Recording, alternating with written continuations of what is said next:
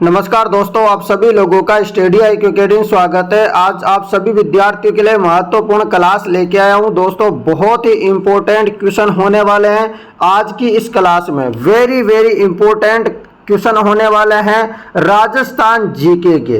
Rajasthan GK के हम इस क्लास में करेंगे 40 क्वेश्चन। बहुत इंपॉर्टेंट जो भी होंगे वो 40 क्वेश्चन होंगे। यहाँ पर जबरदस्त लाजवाब क्वेश्चन होंगे। दोस्तों, अब रेगुलर आपको लोगों को क्लास मिलती रहेगी और आप फटाफट से इस क्लास को शेयर कर दीजिए। और आप लोगों को समय बता दूं, रोज शाम को 7 बजे डेली क्लास होती है। ठीक है ना मित्रों? चलिए दोस्तों, क्लास को अब शुरू कर दें। चलिए, ये रहे दोस्तों, बहुत ही महत्वपूर्ण प्रश्न है। अभी थोड़ा सा जूम कर करके अपन पढ़ा देते हैं आप लोगों को। दोस्तों, क्लास को शेयर करने में कंजूसी मत करना। और दूसरी बात बता दूं, यदि किसी विद्यार्थी को 4th क्लास भर्ती की टेस्ट सीरीज लेनी है तो जल्दी से ले लो। आज से अब टाइपिंग वगैरह सब कुछ स्टार्ट हो गए। कंप्लीट टेस्ट आपकी तैयारी शुरू हो चुकी है। 200 टेस्ट पेपर है, 200 टेस्ट पेपर है कंप्लीट। आपको 200 टेस्ट पेपर मिलेंगे। आप फटाफट से डिस्क्रिप्शन में से एप्लीकेशन को डाउनलोड करो और 200 टेस्ट पेपर अभी तुरंत ले लो ऐप डाउनलोड करके, मात्र 149 रुपये में। यदि दोस्तों जानकारी समझ में नहीं आई कि कैसे डाउनलोड करें, कैसे आपको खरीदना है, तो अंत में आपको वीडियो देखनी है और अंत तक देखनी है। अंत में सारी जानकारी बता दूंगा इसके बारे में। चलो पहले पढ़ाई कर लेते हैं। तो क्वेश्चन है यहाँ पर, विभीषण जी का मंदिर कहाँ पे स्थित है? तो विभीषण जी का मंदिर कहाँ पे स्थित है बताना है आपको। और कुछ और भी मंदिर है इस जगह में जो इंपॉर्टेंट है, बार बार में आता है, वो मैं बताऊंगा आप लोगों को। तो विभीषण जी का मंदिर कहाँ है? तो खेतुन कोटा में है। तो खेतुन कोटा में कुछ और मंदिर है जो बार बार में एग्जाम में आते हैं और आप लोगों को परेशान भी करते हैं। आज से आपको ये परेशान नहीं करेंगे, आप अच्छे से आप पढ़ाई करो, है ना। तो देखो, खेतुन कोटा, खेतुन जो कोटा में मंदिर है कौन सा? विभीषण जी का। उसी के अलावा यहाँ पर एक गेपरनाथ जी का मंदिर है। कौन सा? गेपरनाथ जी का मंदिर भी है। गेपरनाथ महादेव मंदिर है। दूसरा मंदिर है यहाँ पर मथुराधीश जी का। किसका मंदिर है? मथुराधीश जी का भी मंदिर है। और एक यहाँ पर सूर्य मंदिर है बूढ़ादीत में। क्या है? सूर्य मंदिर है। कहाँ पर? बूढ़ादीत।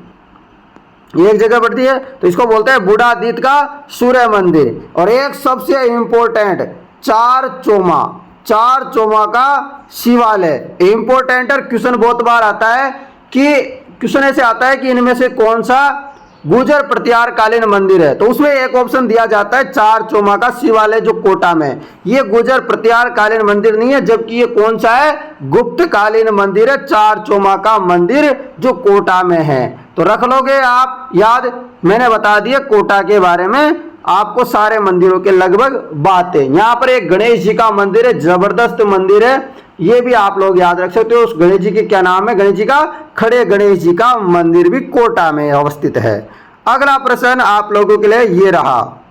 प्रश्न है दोस्तों, मजा आ रहा है? पहले क्वेश्चन में आनंद आया तो आगे भी लगातार 40 क्वेश्चनों में आनंद आएगा। क्लास में बने रहो।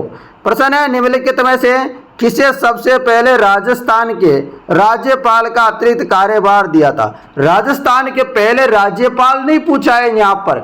क्या पूछा है? ध्यान से क्वेश्चन को पढ़ने की जरूरत है।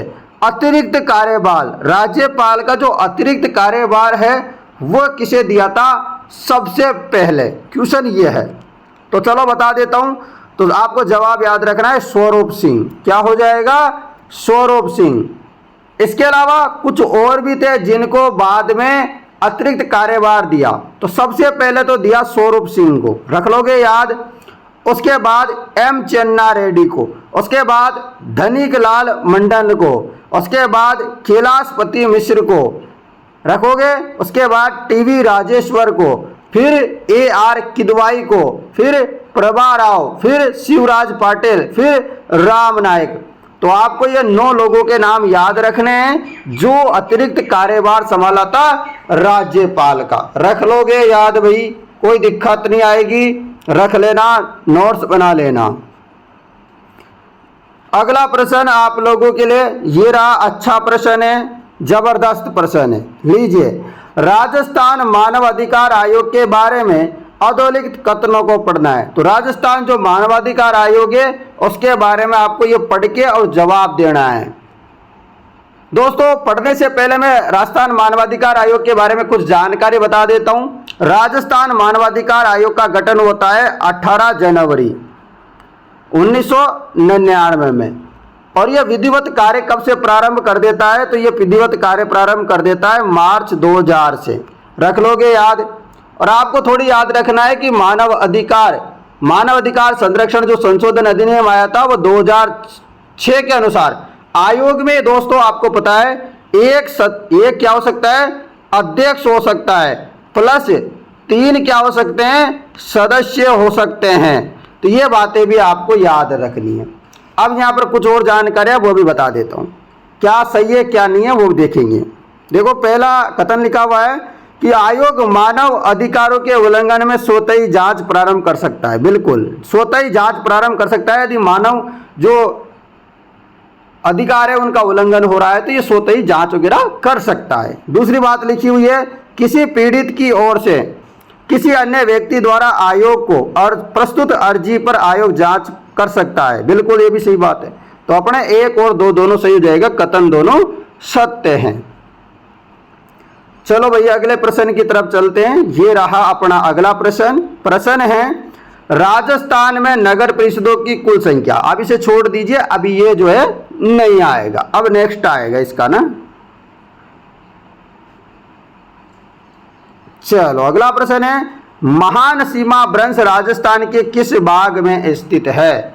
मान सीमा भ्रंश राजस्थान के किस भाग में अवस्थित है आपको बताना है। तो मान सीमा भ्रंश कहां पे है? तो महान सीमा भ्रंश आपके हो जाएगा दक्षिण पूर्वी क्षेत्र में। कहां पर? मान सीमा भ्रंश दक्षिण पूर्वी भाग में, यानी कि बोले तो बूंदी और सवाई माधोपुर के सारे फैला हुआ है। आपको याद रखना है महान सीमा भ्रंश। तो ये बातें आप याद रखना है, या आपसे भाग पूछे तो दक्षिण पूर्वी से आपको जिले का नाम वगैरह दे दे तो बूंदी सवाई माधोपुर के सारे आपको याद रखना है। रख लोगे। चलो अगला प्रश्न, ये रहा अगला प्रश्न। निम्नलिखित में से कौन सा, यहाँ दे रखा है नदी, इधर दे रखा है उत्पत्ति स्थान, इधर दे रखा है सुमेलित नहीं है।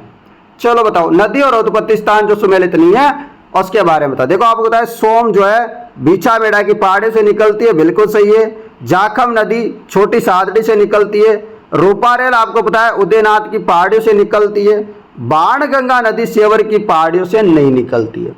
बाणगंगा जो निकलती है मित्रों, ये निकलती है बेराट की पहाड़ियों से। कहाँ से? बेराट की पहाड़ियाँ जयपुर से निकलती है, ठीक है ना, बाणगंगा नदी। चलो अगला प्रश्न, राजस्थान में मुख्यमंत्री राजनीर योजना का शुभारंभ कब हुआ? राजस्थान में दोस्तों आपको याद रखना है कि जो राजनीर योजना थी उसका शुभारंभ कब हुआ था? तो राजनीर योजना का शुभारंभ हुआ था 13 मार्च सन 2020 में। इसके तहत क्या होता था दोस्तों? 15,000 लीटर निःशुल्क पानी शहरों में प्रदान किया जाता था। 13 मार्च 2020 को आई थी ये राजनीर योजना। अगला प्रश्न, राजस्थान में से कौन सा पन्ना खनन क्षेत्र नहीं है? तो पन्ना खनन क्षेत्र कौन सा नहीं है? तो आपको पता है टिक्की भी है, काला गुमान है, गोगुंदा है, परंतु सरवर दोस्तों यहाँ पर पन्ना खनन क्षेत्र नहीं है। अब ये पन्ना क्या समस्या है? तो ये पन्ने के बारे में थोड़ी बता देता हूँ। पन्ने का अन्य नाम है हरि अग्नि, या इसको ग्रीन फायर भी बोलते हैं। क्या बोलते हैं? Green fire. पन्ने को क्या बोलते हैं? ग्रीन फायर या हरी अग्नि भी कहते हैं। और आपको पता है इसका हरा रंग क्यों होता है? इसका हरा रंग होता है लो सल्फाइड के कारण। किसके कारण होता है? जो लो सल्फाइड से पाया जाता है ना उसके कारण। और कहाँ पर मिलता है ये? तो ये मिलता है अपने काला गुमान राजसमंद में, और टिक्की और गोगुंदा उदयपुर में। उसके अलावा राजगढ़ अजमेर में मिलता है। ये टिक्की और गोगुंदा उदयपुर में, काला गुमान राजसमंद में, और जो है राजगढ़ अजमेर में मिलता है। रख लोगे याद। चलो अगले प्रश्न की तरफ चलते हैं। ये रहा अगला प्रश्न, राजस्थान के प्रथम स्वतंत्रता सेनानी जिन्हें 1857 के स्वतंत्रता आंदोलन में अंग्रेजों ने फांसी पर लटकाया था।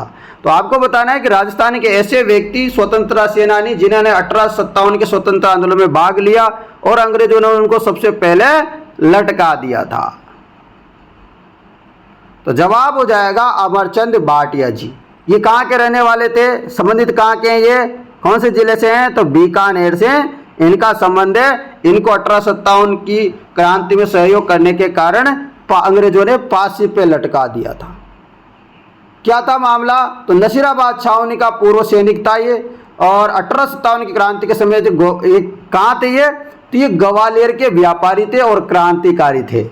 इन्होंने अपना जो संपूर्ण धन था, पैसा वैसा सब था, वो तात्या टोपे और जो रानी लक्ष्मीबाई थी उनको जो है इन्होंने दान कर दिया था। और 1857 की क्रांति में शहीद होने वाले प्रथम राजस्थानी क्रांतिकारी थे, ये आपको याद रखना है। बार बार में क्वेश्चन आता है। इनका उपनाम है 1857 की क्रांति का भामाशाह, राजस्थान का मंगल पांडे, राज्य का दूसरा भामाशाह। तो अच्छे से याद रखना, क्वेश्चन बहुत बार आता है कि 1857 की क्रांति का भामाशाह, राजस्थान का मंगल पांडे, राजस्थान का दूसरा भामाशाह किसको कहते हैं, तो अमरचंद भाटिया जी को कहते हैं। रख लोगे याद।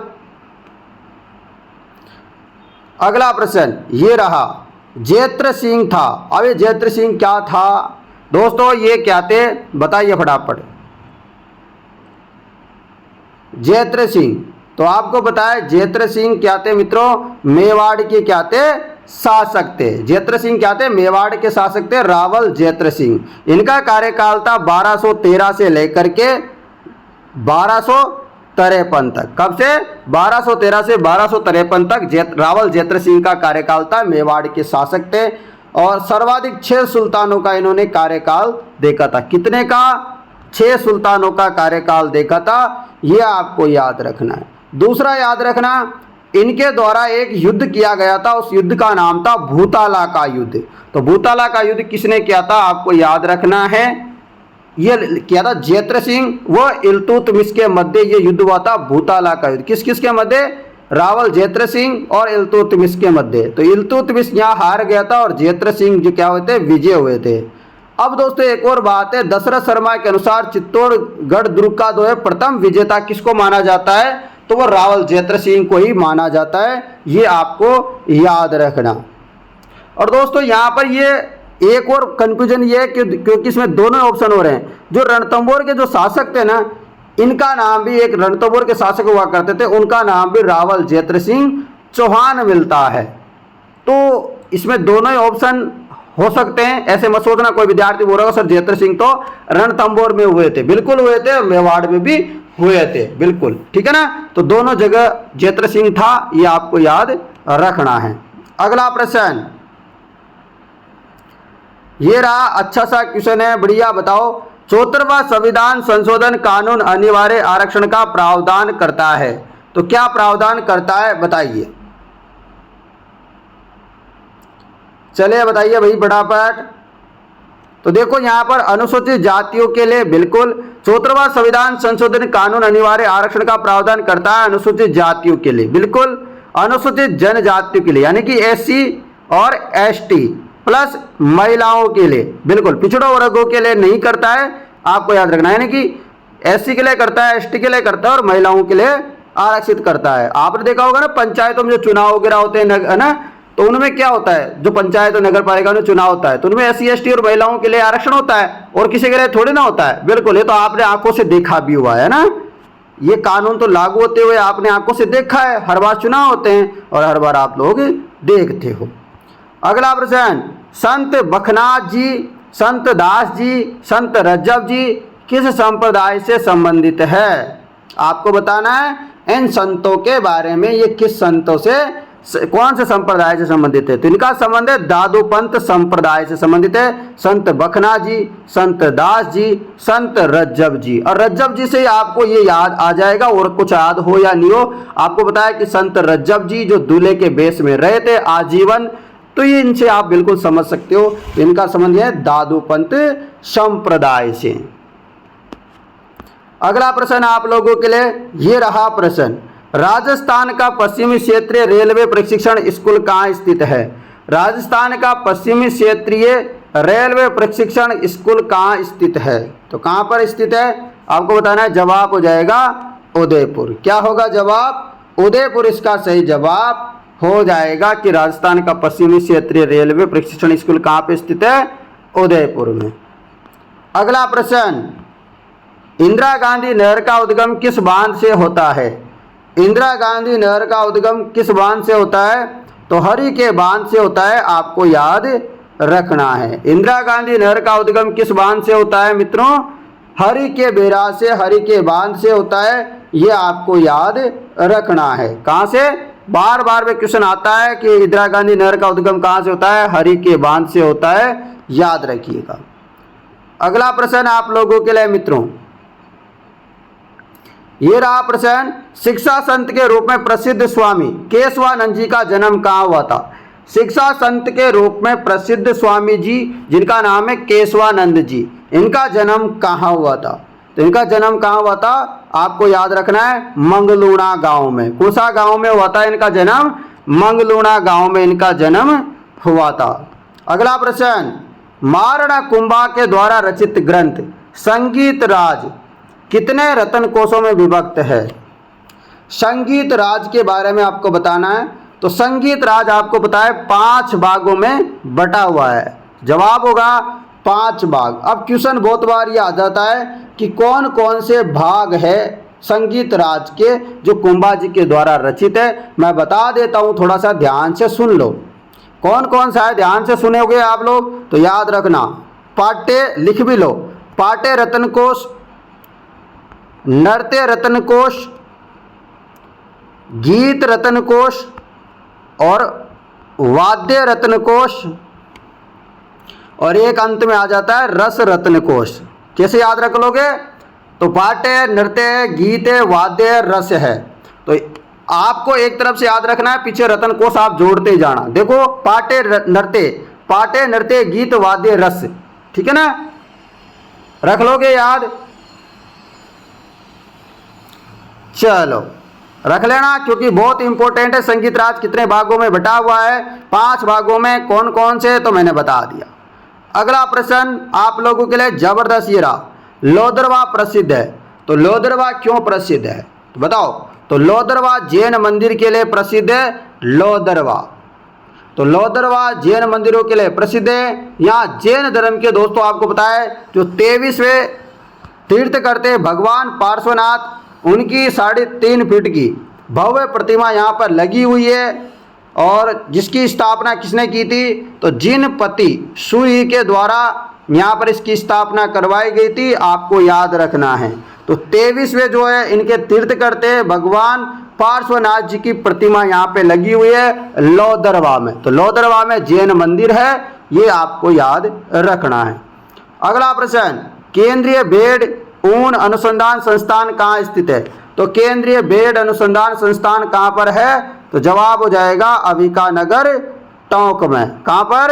अविकानगर टोंक में है केंद्रीय भेड़ एवं ऊन अनुसंधान संस्थान। उसके अलावा मैं कुछ और बता देता हूँ आप लोगों को चलते फिरते। तो आपसे पूछ ले क्वेश्चन आ जाए कि भैंस प्रजनन केंद्र कहाँ है? भैंस प्रजनन केंद्र आपसे पूछ ले तो याद रखना वल्लभ नगर उदयपुर में।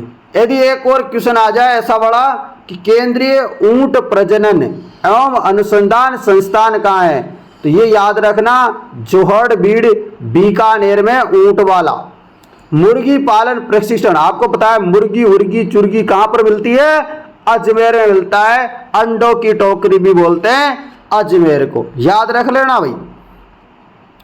अगला प्रश्न, भारतीय संविधान के किस अनुच्छेद या आर्टिकल के तहत राज्यों में विधान परिषद का गठन किया जा सकता है? यानी कि जो भारतीय संविधान के कौन से आर्टिकल के तहत जो राज्य होते हैं, जैसे अपना राजस्थान है तो विधान परिषद का गठन किया जा सकता है। अपने राजस्थान में विधान परिषद है नहीं, परंतु गठन करना चाहे तो कर सकते हैं। कौन से आर्टिकल के तहत बताओ?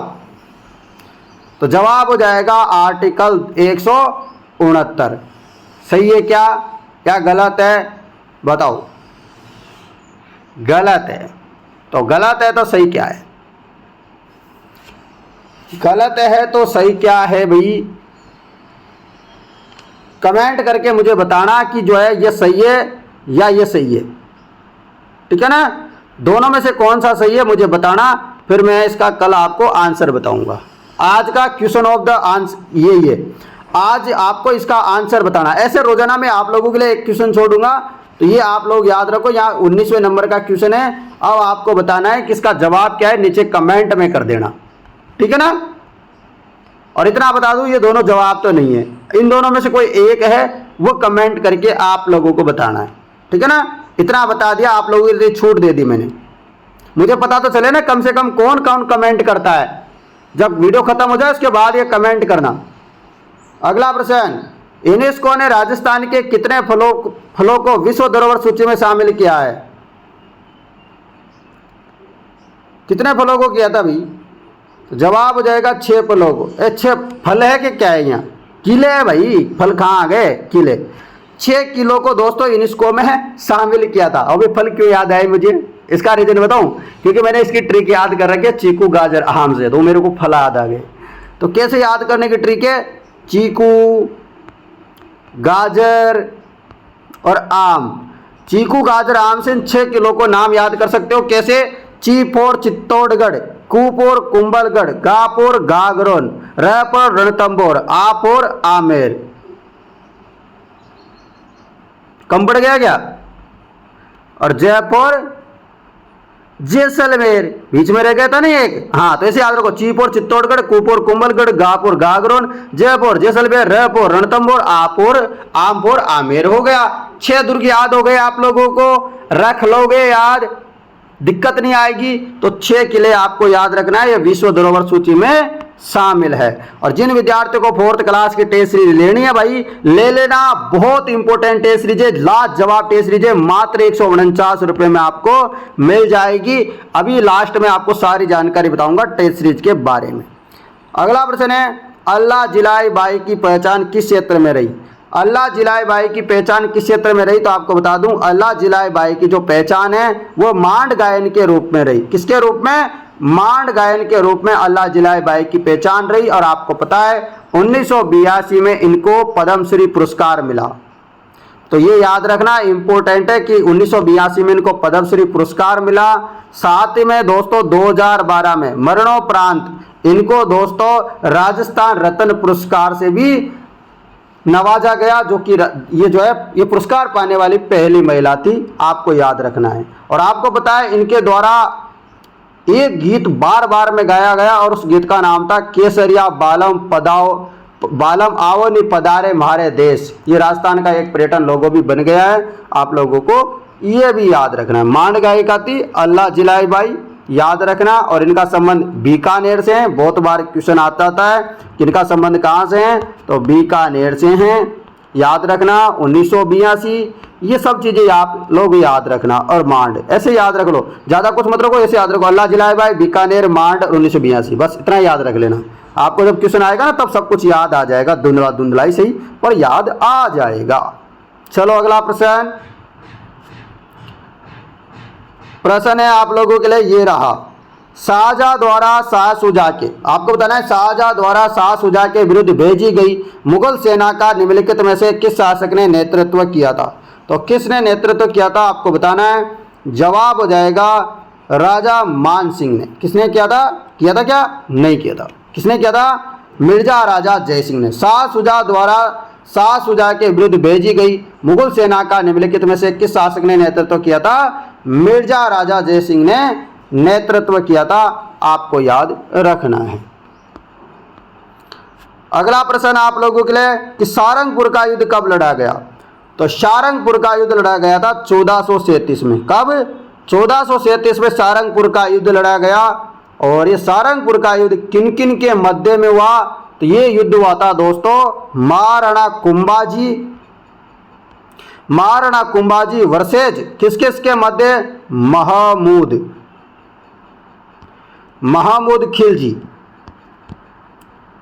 जो कि मांडू के शासक थे, इनके मध्य हुआ था ये युद्ध, जिसमें महाराणा कुंभा क्या हो गए थे? जीत गए थे। और महमूद खिलजी जो मांडू के शासक थे वह हार गए थे। ये भी आप याद रख लेना। कब हुआ था युद्ध? 1437 में हुआ था, ये आप याद रख लेना। अगला प्रश्न ये रहा। इधर देर का संरक्षित क्षेत्र, इधर जिला सुमेलित नहीं है, वो बताना है। तो आपको पता है, जल्दी से बता दीजिए। तो आपको बताया सुंदा माता का जो संरक्षित क्षेत्र है वो जालोर सिरोही में, गोंगेलाव नागौर में, रोटू नागौर में, गुड्डा विश्नोई विश्नोई विश्नोई विश्नोई विश्नोई विश्नोई मैंने बहुत बार बता दिया। विश्नोई विश्नोई जयपुर में नहीं रहते हैं भाई, विश्नोई संप्रदाय जयपुर में नहीं रहता है, विश्नोई संप्रदाय सबसे अधिक रहता है, ऐसे याद रखो, जोधपुर में रहता है। खट्टर रहता है, जोधपुर में रहता है। तो इसका जवाब क्या हो जाएगा? जोधपुर हो जाएगा, ठीक है ना। मेला कहाँ लगता है? जोधपुर में लगता है। सब कुछ क्या होता है विष्णु संप्रदाय का? ज्यादातर जोधपुर में होता है, कुछ कुछ और जगह भी है पर ज्यादातर समझ लीजिए। अगला प्रश्न, अरावली की चोटियों का सही आरोही क्रम, सही अवरोही क्रम, आरोही नहीं अवरोही, मतलब घटता हुआ बताना है। चलो बताओ, अवरोही बताओ, घटता हुआ। सबसे पहले गुरु शिखर, देखो यहाँ नहीं आ रहा है, यहाँ गुरु शिखर लास्ट में आ रहा है, ये हो नहीं सकता, गुरु शिखर लास्ट में आ रहा है, हो नहीं सकता। यदि बढ़ता हुआ आता ना आरोही क्रम, है ना, तब तो ये हो जाता, परंतु ये दो तो हो नहीं सकते। अब बताओ इन दोनों में से, जल्दी से एक बता दो रे भाई, बता दो फटाफट। तो आपको बताया गुरु शिखर होगा, फिर शेर होगा, फिर जरगा होगा, फिर अचलगढ़ होगा। समझ गए? सबसे ऊंचा, फिर इससे नीचा, फिर इससे नीचा, फिर इससे नीचा, ठीक है ना। छोटे बड़े से छोटे की तरफ चलना था हमको। चलो अगला प्रश्न आ गया आप लोगों के लिए। दामना आभूषण स्त्रियों के शरीर में कहाँ पर पहनती है? तो दामना नामक आभूषण जो है कहाँ पर पहनती है महिलाएं? चलो बताओ कहाँ पे पहनती है? दामना नामक आभूषण दोस्तों अंगुली में, फिंगर में पहना जाता है। दामना नामक आभूषण कहाँ पहनते हैं? अंगुली में पहना जाता है, आपको याद रखना है। अगला प्रश्न है आपके लिए, मेवाड़ पुकार नामक 21 सूत्रीय मांग पत्र किसने तैयार किया था? आपको बताना है कि मेवाड़ पुकार नामक 21 सूत्रीय मांग पत्र किसने तैयार किया था? बताइए। जवाब हो जाएगा मोतीलाल तेजावत ने। मेवाड़ पुकार नामक 21 सूत्रीय मांग पत्र किसने तैयार किया था? तो जवाब होगा मोतीलाल तेजावत ने, आपको याद रखना है। अगला प्रश्न, चांद तेयब राम सिंह बाटी साहिबा और रोशना चित्रकार निम्न में से किस चित्रशैली से संबंधित है? किससे संबंधित है? तो आपको याद रखना है अजमेर से संबंधित है। चांद तेयब राम सिंह बाटी साहिबा उष्णा नामक चित्रकार अजमेर चित्रकला शैली से संबंधित है। अगला प्रश्न है आपके लिए, निम्नलिखित में से कौन सी कृति या रचना मणि मधुकर की नहीं है? तो मणि मधुकर की इनमें से कौन सी रचना नहीं है आपको बताना है। तो मणि मधुकर की रचना नहीं है जामारो, जामारो जो है इनकी रचना नहीं है। जबकि इनकी पग फेरो, रस गंधर्व, सुधी सपनों के तीर, ये सब रचनाएं किसकी है? मणि मधुकर जी की है। फिर से याद रखो, मणि मधुकर जी की रचनाएं पग फेरो, रस गंधर्व, सुधी सपनों के तीर। क्वेश्चन आ जाएगा, याद रखना है। अगला प्रश्न, महाराणा प्रताप के किस सौतेले भाई को अकबर ने जाजपुर की जागीर प्रदान की थी? तो महाराणा प्रताप के किस सौतेले भाई को अकबर ने जाजपुर की जागीर दे दी थी? आपको बताना है। ये दी थी दोस्तों जगमाल सिंह को। जगमाल सिंह को दोस्तों जाजपुर की जागीर दी थी अकबर ने। अगला प्रश्न आप लोगों के लिए ये रहा। अगला प्रश्न है, हस्तशिल्प दे रखा है एक तरफ स्थान दे रखा है, जो सुमेलित नहीं है वो आपको बताना है। चलो बताओ, आपको बताया दाबू प्रिंट आकोला चित्तौड़गढ़ की प्रसिद्ध है, सही बात है। अजरक प्रिंट बाड़मेर की है, उस्ता कला बीकानेर की, ऊंट की खाल पे की जाती है। जटपट्टी नागौर की नहीं है। जटपट्टी कहाँ की है? जसोल की है। और जसोल कहाँ पड़ता है? याद रखना है, जसोल पड़ता है आपके बाड़मेर में। रख लोगे याद? जवाब हो जाएगा अपना जटपट्टी, ऑप्शन नंबर डी। तो जटपट्टी कहाँ है? तो जसोल बाड़मेर में। रख लोगे याद? चलो भाई, अगला प्रश्न ये रहा। अगला प्रश्न है, गलियाकोट किस नदी के किनारे? तीर्थ स्थल है एक गलियाकोट, और ये गलियाकोट कहाँ है? तो ये गलियाकोट है माही नदी के किनारे। कहाँ पर? डूंगरपुर में। तो गलियाकोट किस नदी के किनारे है? क्वेश्चन आ गया, याद रखना है माही नदी के किनारे। अगला प्रश्न, निम्नलिखित में से कौन सी पुस्तक गुर्जर प्रतिहार वंश के मिहर भोज द्वारा रचित नहीं है? तो गुर्जर प्रतिहार वंश के दोस्तों जो मिहर भोज हुआ करते थे उनके द्वारा रचित जो है नहीं है। आपको बताना है पुस्तक, कौन सी पुस्तक की रचना उन्होंने नहीं की। तो आपको बताया उनके द्वारा सर्वस्व श्रृंगार प्रकाश की रचना की गई। करते कल्पतरु की रचना की गई, राज मृडांड की रचना की, परंतु धर्म संग्रह की रचना नहीं करी। धर्म संग्रह की रचना नहीं करी, आपको याद रखना है।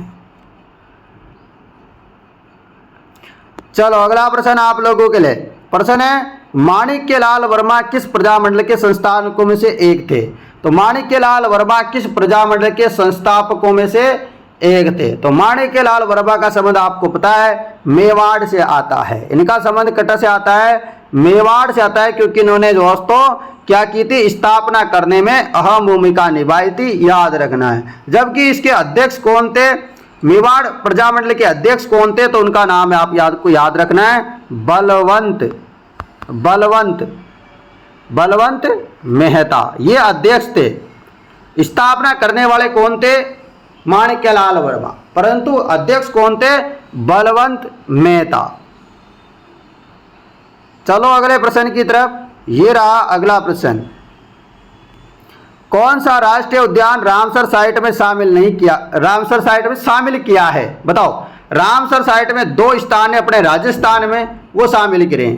कौन सा है? एक तो केवलादेव है और एक सांबर झील है। क्या है? सांबर झील। तो सांबर झील आपको याद रखना है, ठीक है मित्रों, रख लोगे। कौन सा राष्ट्रीय उद्यान रामसर साइट में शामिल है किया गया है? तो वह केवलादेव राष्ट्रीय उद्यान और सांबर झील। तो सांबर झील ऑप्शन में नहीं है, केवलादेव है जो कि भरतपुर में स्थित है। कहां पर है? भरतपुर में स्थित है, पक्षी अभ्यारण्य है। चलो अगला प्रश्न, एकी आंदोलन की शुरुआत 1921 में मोतीलाल तेजावत ने कहां से की थी? तो मोतीलाल तेजावत ने दोस्तों एकी आंदोलन की सूत्रपात किया था, एकी आंदोलन चलाया था। कहां से चलाया था? आपको याद रखना है, मातृकुंडिया से चलाया था। कहां से चलाया था? मातृकुंडिया से चलाया था, याद रखना, मंडफिया याद मत रख लेना।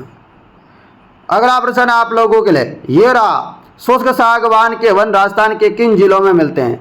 शुष्क सागवान के वन कहाँ मिलते हैं? तो शुष्क सागवान के वन मिलते हैं बांसवाड़ा और उदयपुर में। शुष्क सागवान के वन कहाँ मिलते हैं दोस्तों? बांसवाड़ा और उदयपुर में, रख लोगे याद। चलो चलते हैं, अगला प्रश्न ये रहा, राजस्थान में कुषाण शक्ति को संभवतः नष्ट करने में कौन सा जनपद सफल रहा? राजस्थान में कुषाण शक्ति को संभवतः नष्ट करने में कौन सा जनपद सफल रहा? कुषाण शक्ति को संभवतः नष्ट करने में कौन सा जनपद सफल रहा? बताइए। जवाब हो जाएगा योधेय। योधेय जनपद क्या रहा था? सफल रहा था। अगला प्रश्न आप लोगों के लिए ये रहा, प्रश्न है, विश्व में राजस्थान किस गोलार्ध में स्थित है? तो आपको पता है विश्व है और आपको पता है भारत यहाँ से एक है, तो ये ऐसे आता है ना, यहाँ भारत आ जाता है लगभग। तो भारत यहाँ आ रहा है तो राजस्थान भी यहीं आएगा। तो इसको क्या बोलते हैं? उत्तर। इसको बोलते हैं पूर्व, इसको पश्चिम, इसको दक्षिण। तो कहाँ आ रहा है? उत्तर। यहाँ से लगभग यहाँ से पड़ रहा है, तो उत्तर पूर्व में पड़ रहा है क्या? पड़ रहा है क्या भाई? बताओ फटाफट, कमेंट करो फटाफट। बिल्कुल उत्तर पूर्वी गोलार्ध में पड़ेगा। यदि विश्व की बात करेंगे तो ये आपको याद रखना है, रख लोगे। अगला प्रश्न आपके लिए प्रश्न है, जसनाती संप्रदाय की प्रमुख गद्दी कहाँ है? तो जसनाती संप्रदाय की प्रमुख गद्दी कहाँ पर है? तो कत्रियासर में है। तो जसनाती संप्रदाय की प्रमुख पीठ कहाँ पर है? कत्रियासर में है। तो दोस्तों आज हमारी क्लास के 40 प्रश्न हो गए हैं। अब जिनको टेस्ट सीरीज लेनी है, टेस्ट सीरीज के बारे में जानना है, वो आप इस क्लास में आगे तक बने रह सकते हो, और जिनको टेस्ट सीरीज के बारे में इंटरेस्ट नहीं है वो आप इस क्लास को यहीं बंद कर सकते हो। टेस्ट सीरीज बहुत जबरदस्त है, सब विद्यार्थियों को टेस्ट सीरीज के बारे में जानना चाहिए। चलिए दोस्तों टेस्ट सीरीज के बारे में जान लेते हैं। तो आपको बता दें सबसे पहले टेस्ट सीरीज में दोस्तों 200 टेस्ट पेपर है, टॉपिक वाइज है और फुल लेंथ टेस्ट पेपर ही है। कितने में? मात्र 149 रुपये, मैंने कि 1 रुपये का एक टेस्ट भी नहीं पड़ रहा, 1 रुपये से भी कम पड़ रहा है ना। और यहाँ पर आपको टॉपिक वाइज टेस्ट मिलेंगे, जैसे कि हिंदी के हो गए, आपके मैथ के हो गए, ठीक है, आपके जीके हो गई, हर सब्जेक्ट के आपको टॉपिक वाइज टेस्ट मिलेंगे, फुल लेंथ टेस्ट मिलेंगे। अब आपको डाउनलोड कैसे करना है, या तो डिस्क्रिप्शन में आपको लिंक दे रखा है, वहाँ से आप डाउनलोड कर लेना।